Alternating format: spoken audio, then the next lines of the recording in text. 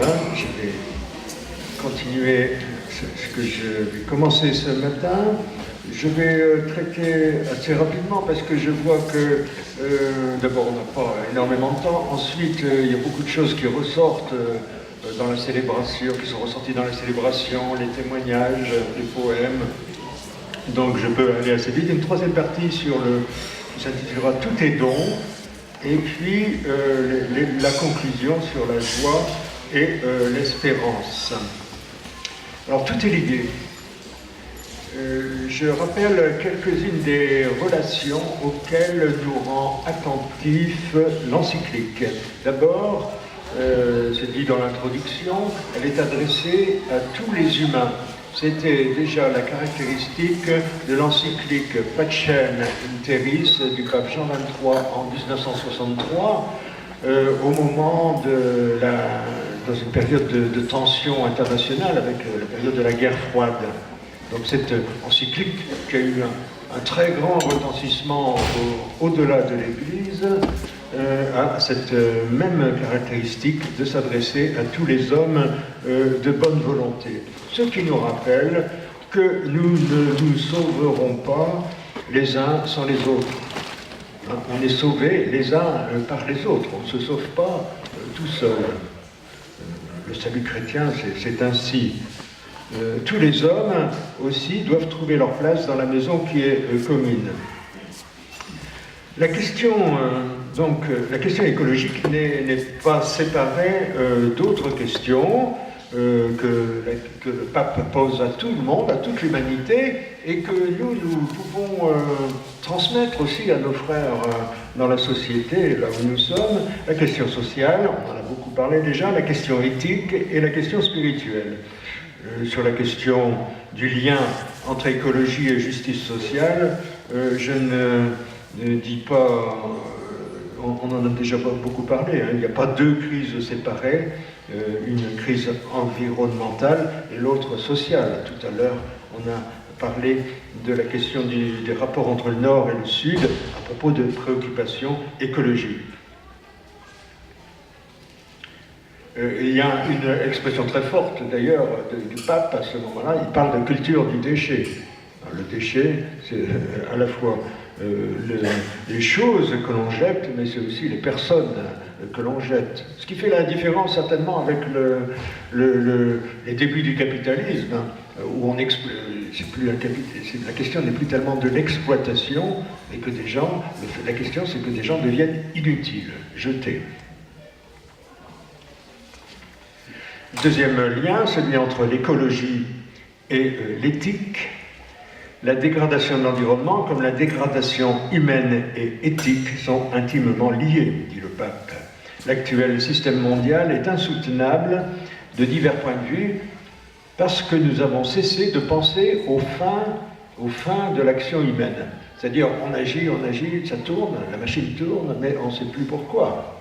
C'est le problème, je pense, c'est une question qu'on peut se poser par rapport au modèle unique que l'on a d'économie, dont il est dit qu'on ne peut pas sortir, apparemment. Mais c'est une affaire qui tourne. Mais pourquoi qu'est-ce qu'on fait? Pourquoi on le fait? Voilà des questions qu'on ne peut pas omettre quand on parle d'écologie. Enfin, troisième lien, le lien entre écologie et spiritualité. Le pape cite Benoît XVI. S'il est vrai que les déserts extérieurs se multiplient dans notre monde, parce que les déserts intérieurs sont devenus très grands, la crise écologique est un appel à une profonde conversion intérieure. Aux déserts extérieurs correspondent des déserts intérieurs. Or, l'expérience spirituelle est habituellement ramenée à l'intérieur du domaine privé de la personne. Ici, elle prend dans Laudato Si une dimension publique. On n'est pas, je dirais, on n'est pas dans la société française, merci beaucoup, dans la société française, on n'est pas très préparé à faire surgir ces questions spirituelles dans l'espace public. Néanmoins, c'est une exigence qu'on peut avoir, et c'est des choses qu'on peut faire dans des groupes locaux. L'expérience spirituelle reléguée dans le domaine public peut avoir une dimension publique. L'écologie ne relève pas que d'une gestion rationnelle des ressources. Pour mobiliser les sociétés et les États, on ne peut pas s'en tenir à des valeurs abstraites, à des normes techniques. C'est une tentation aussi parce que, vous voyez, les questions religieuses, je ne parle pas des questions spirituelles, mais les questions religieuses, ça divise. Souvent dans les sociétés, dans nos sociétés, on fait abstraction de ces réalités pour s'en tenir à des normes qui sont admissibles par tous. Mais ça, l'encyclique dit que c'est insuffisant, cette approche par des normes techniques. Au fond, l'écologie entraîne une manière particulière de concevoir la vie et ce qui fait vivre. La nature décentre et libère. Elle nous fait prendre conscience que la vie ne relève pas seulement de notre capacité de maîtrise et de contrôle. C'est ça qui est en jeu dans les questions spirituelles. Elle révèle notre capacité créatrice. Et du coup, ce qui apparaît comme fragile, on accepte la fragilité, ça devient source d'alliance.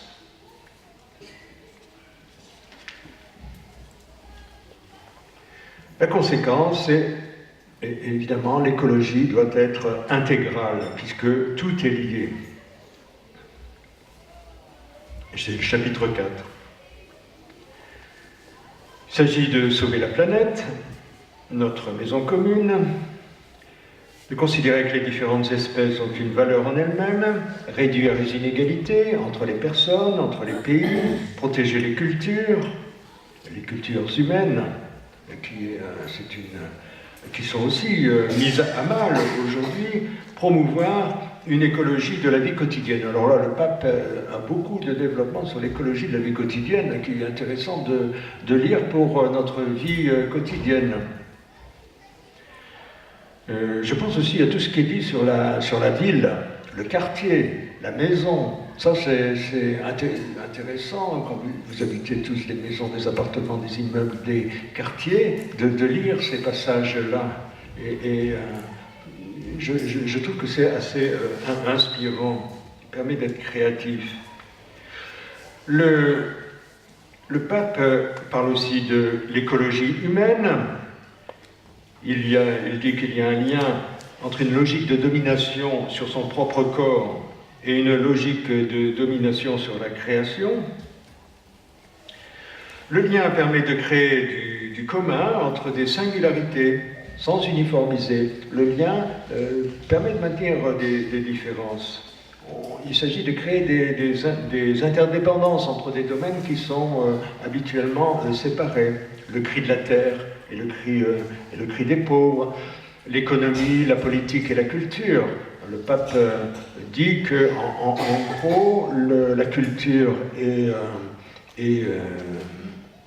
envahie par la technocratie. La technocratie envahit à son tour l'économie, et la politique est à la remorque de l'économie.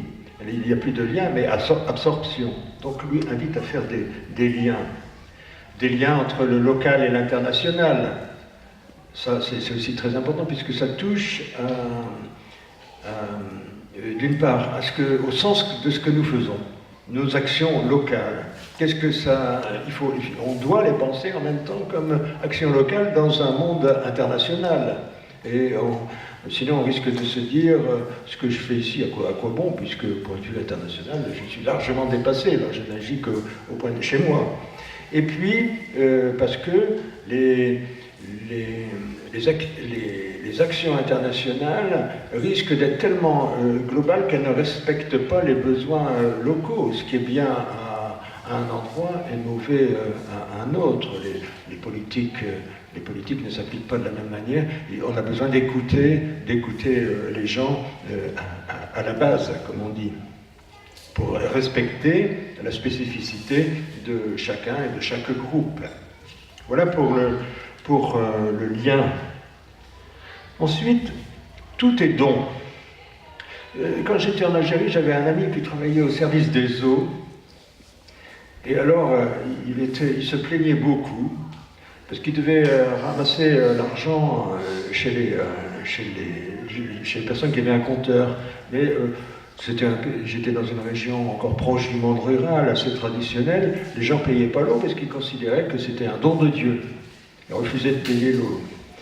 Le problème, donc, pour mon camarade. Mais il y a quelque chose de juste. L'eau est un don, mais évidemment, il faut bien payer les services qui acheminent l'eau. Lire le chapitre sur l'évangile de la création, qui est le chapitre 2, procure un sentiment de joie, parce que justement nous est rappelé le don qui nous est fait. La nature, pour la tradition judéo-chrétienne, dire création signifie plus que nature, parce qu'il y a un rapport avec un projet de l'amour de Dieu, dans lequel chaque créature a une valeur et une signification. La nature s'entend d'habitude comme un système qui s'analyse, se comprend et se gère, mais la création peut seulement être comprise comme un don qui surgit de la main ouverte du Père de tous. La main ouverte du Père, de notre Père à tous. L'homme est une créature parmi les créatures, mais on affirme qu'il y a un don premier, le don premier de la création dans laquelle nous sommes. Ça s'oppose à l'attitude qui consisterait à... On ne peut pas mettre la main sur la création, puisque la création nous est donnée. Nous sommes aussi envisagés, nous sommes appelés à avoir aussi une relation avec la main ouverte devant la création, avec le prochain, avec tous les éléments. C'était une grande question de François d'Assise, non pas d'être pauvre, mais désapproprié, c'est-à-dire de ce qu'on a reçu, l'échanger, le donner à son tour. Il ne s'agit pas de ne rien avoir, mais de ne pas s'approprier les biens de la création. Le péché, c'est interrompre la logique du don qui est reçu. Le don est fait pour la circulation. Le pape met en évidence avec quelques phrases la relation entre la misère de beaucoup sur la planète et le gaspillage d'un certain nombre, moins nombreux, d'autres. Que signifie, dit-il, le commandement « Tu ne tueras pas » quand 20% de la population mondiale consomme les ressources de telle manière qu'ils volent aux nations pauvres et aux futures générations ce dont elles ont besoin pour survivre. Donc nous sommes invités, en étant sensibles au don premier, à entrer dans ce mouvement qui consiste à demander, à donner, à échanger dans la confiance. Donner, demander, échanger. C'est le Père qui donne, le Fils qui reçoit, et dans la liberté de l'Esprit Saint. Vous voyez, c'est une structure trinitaire dans notre réalité de vie. Quand nous demandons, quand nous recevons, et quand ce don et le don qui est fait et le don qui est reçu, cela se fait dans la liberté, dans le respect de l'un et de l'autre, sans jugement. Et bien là, Dieu est présent dans ces échanges, dans cette réalité.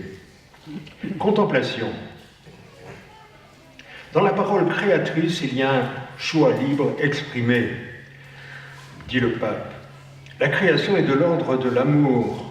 L'univers n'a pas surgi comme le résultat d'une toute-puissance arbitraire, d'une démonstration de force, ni d'un désir d'auto-affirmation. Être sensible à ce don qui nous est fait, c'est penser liberté, et non pas nécessité. Le monde est plus qu'un problème à résoudre. Là, on est du côté des nécessités, il faut résoudre les problèmes. Il est un mystère joyeux que nous contemplons dans la joie et dans la louange. Ça, c'est un mystère de liberté.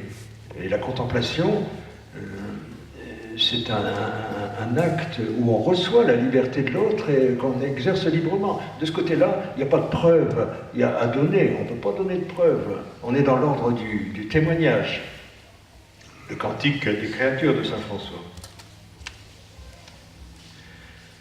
revenir à cette démarche fondamentale de la contemplation. Beaucoup de personnes font l'expérience d'un profond déséquilibre qui les pousse à faire les choses à toute vitesse pour se sentir occupés dans une hâte constante qui à son tour les amène à renverser tout ce qu'il y a autour d'eux.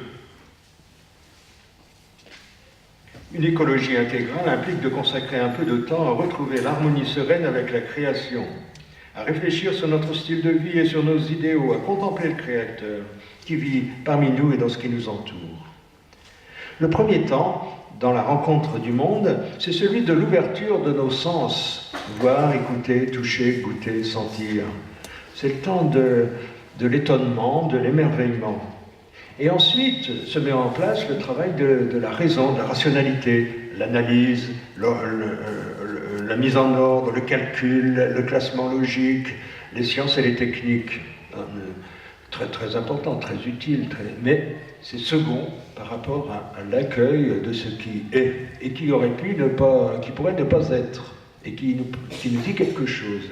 La première chose, c'est cet accueil contemplatif. Deuxième démarche, le travail de la raison. Alors, la caricature de cela, c'est de ce en quoi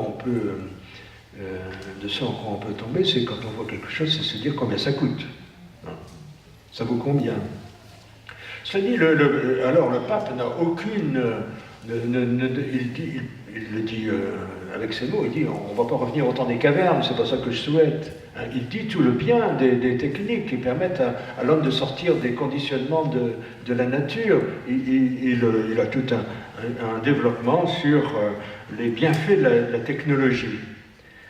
Et même les bienfaits qui est la production de beauté. Il dit, peut-on nier la beauté d'un avion ou de certains gratte-ciel? Avec la technoscience, on exerce un pouvoir, une domination sur la réalité. La difficulté, c'est de faire comme si ce pouvoir n'existait pas, de ne pas le regarder en face, de ne pas chercher à le contrôler et à devenir prisonnier de cette puissance. Le monde, alors, devient un problème à résoudre. Le risque, c'est de croire que tout est possible. Puisqu'on peut le faire, on va le faire, etc., etc., etc. Dans une sorte d'enchaînement mécanique, dans lequel l'homme va devenir aussi une mécanique. Le pape rappelle que la réalité est supérieure à l'idée, ce qu'il avait déjà dit dans la joie de l'Évangile, la réalité est supérieure à l'idée. C'est-à-dire que le monde de la raison, de la rationalité, de la logique, etc., peut devenir oublier la réalité. Et la réalité, elle est fragile. Elle a besoin de nous pour être protégée.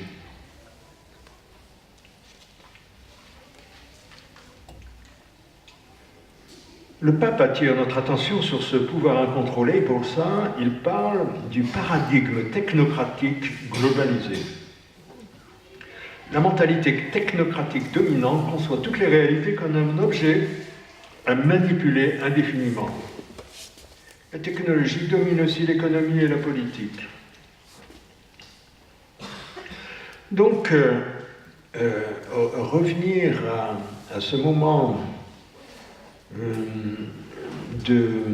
d'accueil de la réalité, laissant de côté la quête du pouvoir, de la maîtrise, pour simplement accueillir ce qui est, ça permet ça revient à accueillir les limites de la nature, les limites des autres, et notre propre limite, c'est accepter de n'être pas tout. C'est une invitation à la relation. Le mot limite revient 50 fois dans le texte, et le mot relation, je crois, 70 fois. Donc, entrer dans une relation, puisqu'il y a de l'autre. Si on ne cherche pas d'abord à le dominer, si on ne se pose pas la question combien ça coûte, combien ça vaut, mais si on l'accueille, eh bien, on entre dans une relation et dans une sobriété, pour parler comme Pierre Rabhi, une sobriété heureuse. C'est la démesure humaine qui déshumanise et qui est en cause. Bon, quelques limites. C'est un problème, en tout cas c'est un problème spirituel, on se prend pour Dieu.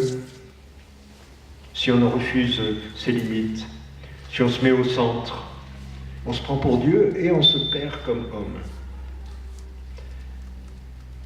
Donc le mot relation est employé 75 fois et il répond à ce mot de limite. La limite, quand elle est accueillie, ça appelle l'individu à renoncer à ce qu'il n'aura pas, ce qu'il ne dominera pas, ce qu'il ne sera pas. Il laisse l'autre exister. En soi, pour ça, il faut mourir un peu. Mais la relation, c'est ce qui fait renaître quand on laisse la place à l'autre, et quand on entre en relation, cela fait renaître. Nous sommes donc appelés à une véritable conversion écologique. C'est bien à cette profondeur qu'il faut aller, pas une simple transition écologique, passer d'un point à un autre, c'est plus fort que ça, c'est une conversion, nous ouvrir à la relation, sortir de soi.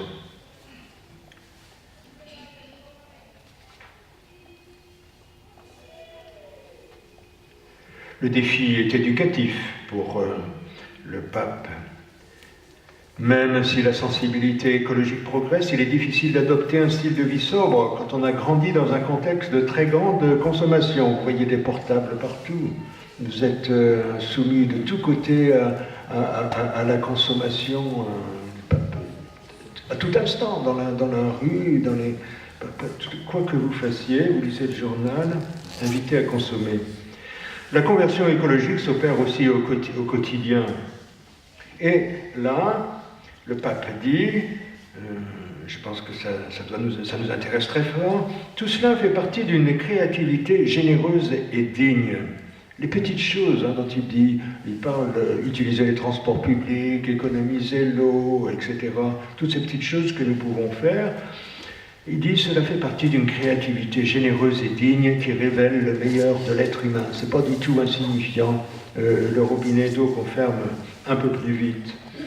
Le fait de réutiliser quelque chose au lieu de le jeter rapidement, parce qu'on est animé par de profondes motivations, peut être un acte d'amour exprimant notre dignité. C'est pas rien du tout. Il ne faut pas penser que ces efforts ne vont pas changer le monde. Il ne faut pas penser que ces efforts ne vont pas changer le monde. Ces actions répandent dans la société un bien qui produit toujours des fruits au-delà de ce que l'on peut constater. Parce qu'elles suscitent sur cette terre un bien qui tend à se répandre toujours, parfois de façon invisible. En outre, le développement de ces comportements nous redonne le sentiment de notre propre dignité. Il nous porte à une plus grande profondeur de vie. Il nous permet de faire l'expérience du fait que ça vaut la peine de passer, de naître et de mourir dans ce monde. Ça dit, la petite action qui consiste à économiser sur le chauffage, le pape ne dit pas que ça suffit de faire ça. Chacun s'y met, fait des petites choses. Il ne dit pas que ça suffit. Il dit, il ne suffit pas que chacun s'amende pour répondre aux problèmes sociaux. L'échelon de la communauté est essentiel pour renouer à la fois la relation à la nature et la relation à l'autre. Quand des associations d'habitants, par exemple, s'organisent pour prendre soin de leur environnement, pour l'embellir, on voit des liens sociaux se retisser. Donc, pas seulement l'action personnelle, mais aussi les actions collectives. Si cette voie de la sobriété choisie librement, elle est libératrice et heureuse, comme on l'a entendu tout à l'heure dans les vignes de la région, sur les bords du Rhône, libératrice, heureuse. Le bonheur requiert de savoir limiter certains besoins qui nous abrutissent. On est loin d'une ascèse austère et triste.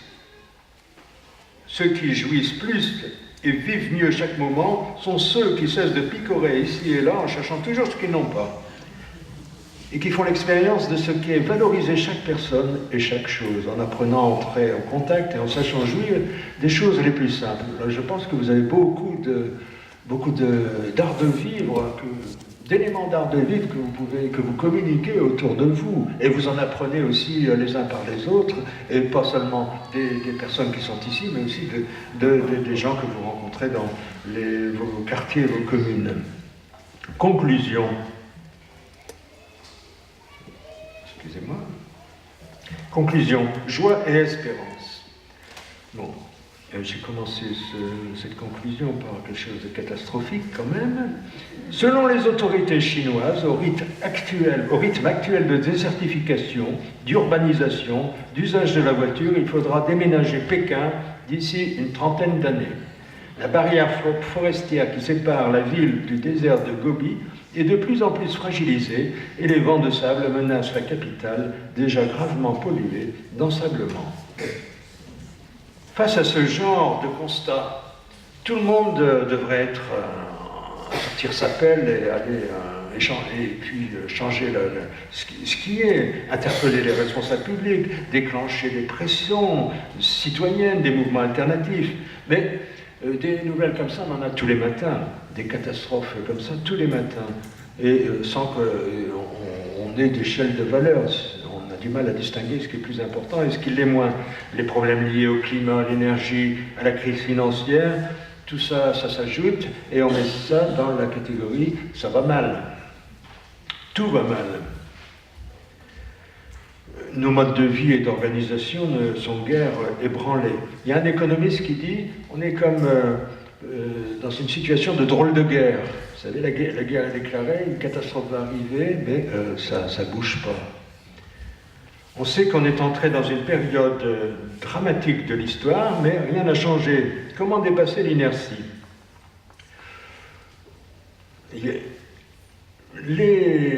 Les alertes, la dramatisation devraient provoquer à l'action, au contraire, elles produisent de la peur, du repli et développent le sentiment d'impuissance. Donc quand on parle, il faut faire attention.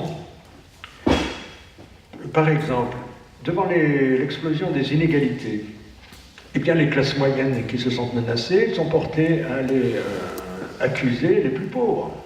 Alors, on va supprimer les allocations aux gens les plus pauvres, le RSA, etc., parce que tous ces gens-là sont des fainéants. Au lieu de s'attaquer aux causes du problème, c'est la même chose.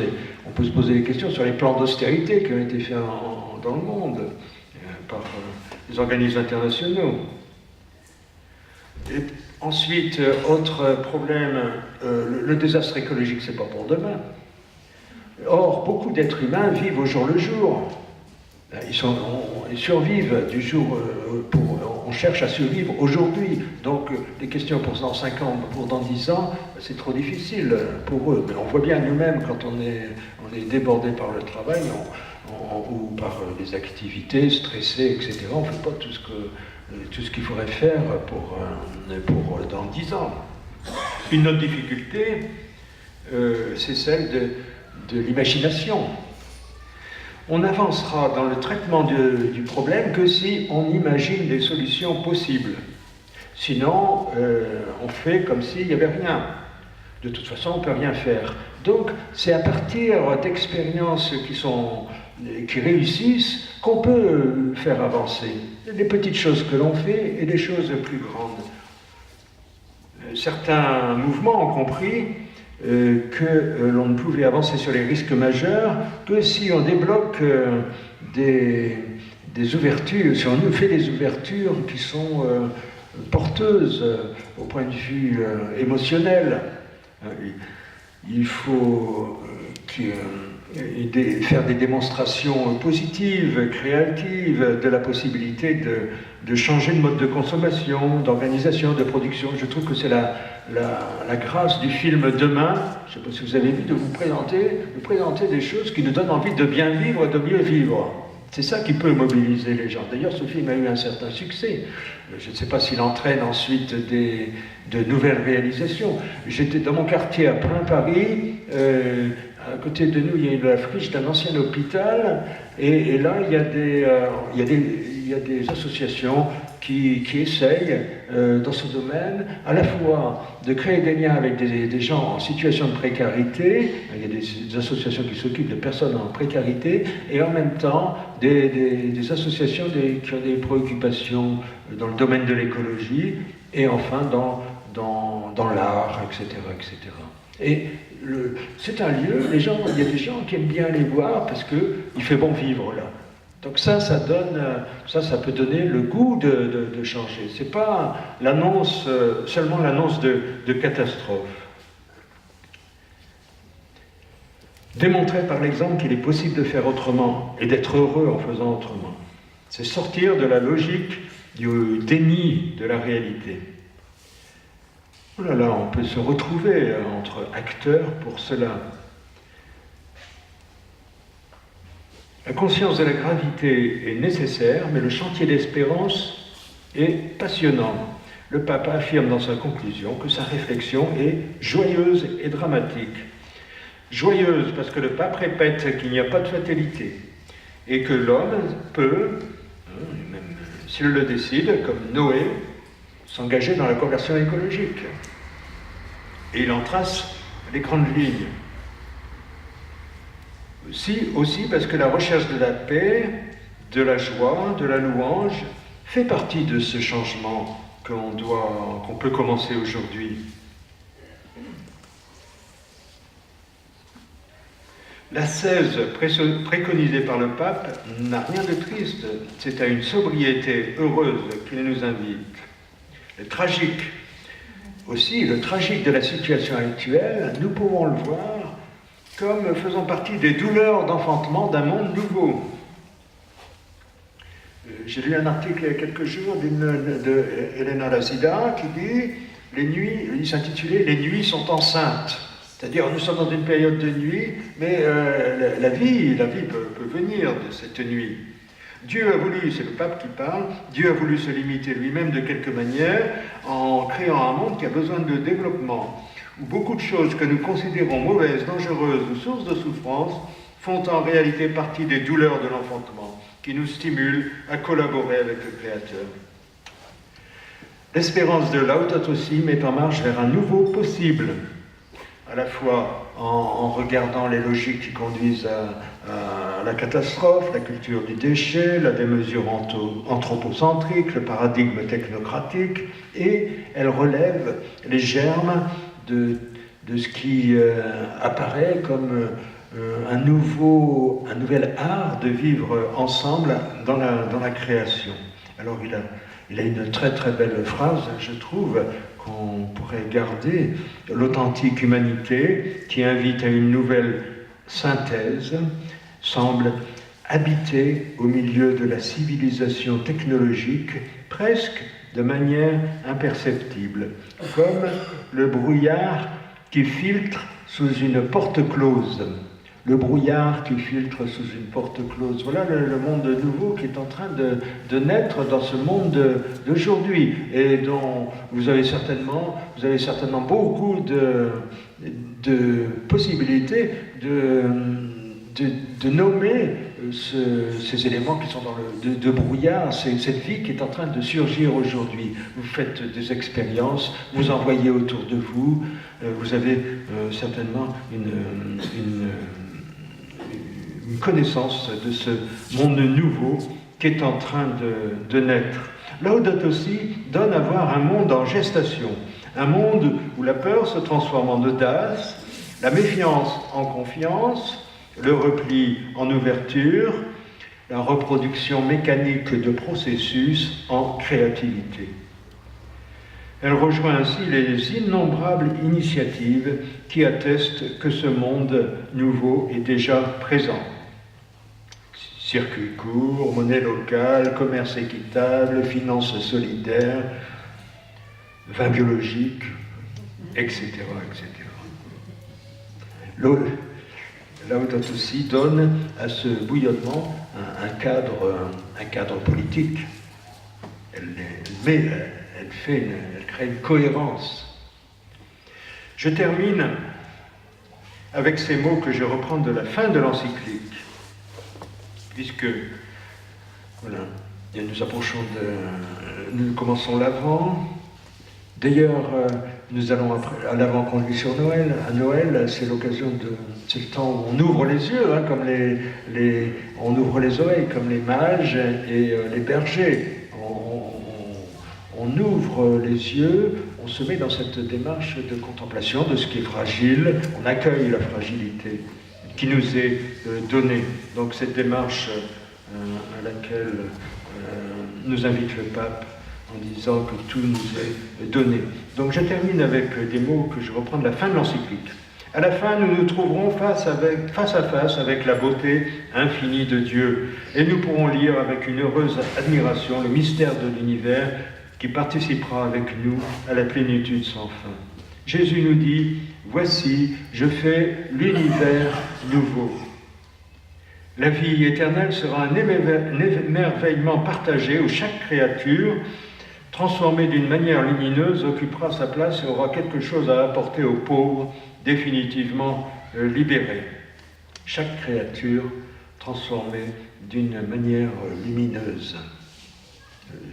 Je place encore une blague au milieu. J'ai un ami musulman qui m'a raconté cette histoire musulmane. L'homme va voir Dieu, Allah, et lui dit, « Écoute, mais qu'as-tu fait? Pourquoi as-tu créé le lion? Il me dévore, il me fait des ennuis. » Et Dieu répond, « Le lion vient de me poser la même question à ton sujet. »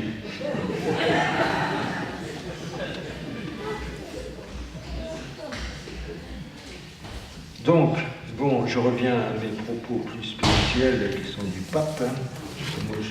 À la fin, nous nous trouvons face à face avec la beauté infinie de Dieu. Et entre-temps, nous nous unissons pour prendre en charge cette maison qui nous a été confiée. Nous nous unissons pour prendre en charge cette maison qui nous a été confiée, en sachant que tout ce qui est bon en elle, toutes les toutes petites choses, sera assumé dans la fête céleste. Les toutes petites choses et les grandes choses. Ensemble, avec toutes les créatures, nous marchons sur cette terre en chantant Dieu, marchons en chantant que nos luttes et notre préoccupation pour cette planète ne nous enlèvent pas la joie de l'espérance. Amen.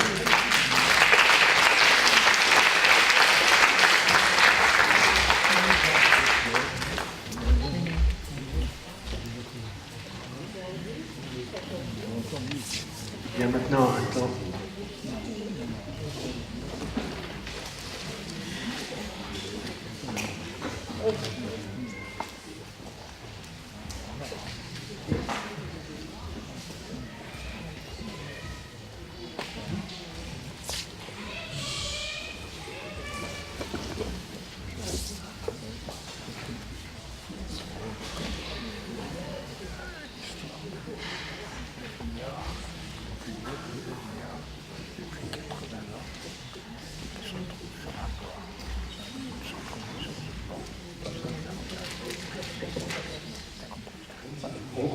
Si quelqu'un avait une remarque à faire, une question, c'est toujours possible, bien sûr. Je ne veux pas monopoliser la parole.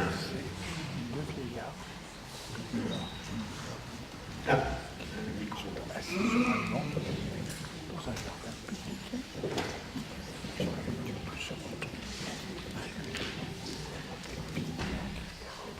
C'est pas une question, c'est une remarque. En fait, depuis que je regarde d'un peu plus près Laudato Si, je me rends compte que la création, ce n'est pas la nature, uniquement, les oiseaux, tout ça, les humains, les animaux, les belles choses, mais que la création, c'est pas non plus un jour de l'ère du temps, ça s'est passé il y a longtemps, c'est toujours, la création elle est continuée, et que nos magnifiques ordinateurs, portables, qui des fois nous ennuient, font aussi partie de cette création. Et je veux dire, on est aussi acteurs de la création, et que à nous d'en faire quelque chose aussi.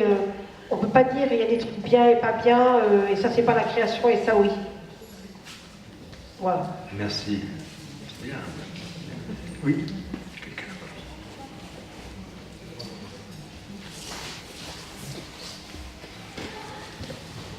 Oui. Quand j'entends un peu la dimension de notre responsabilité collective, je me dis. Est-ce que, oui, le sacrement du pardon n'a pas là une dimension aussi collective à retrouver? Oui, on sort d'une longue période où il était très individualisé.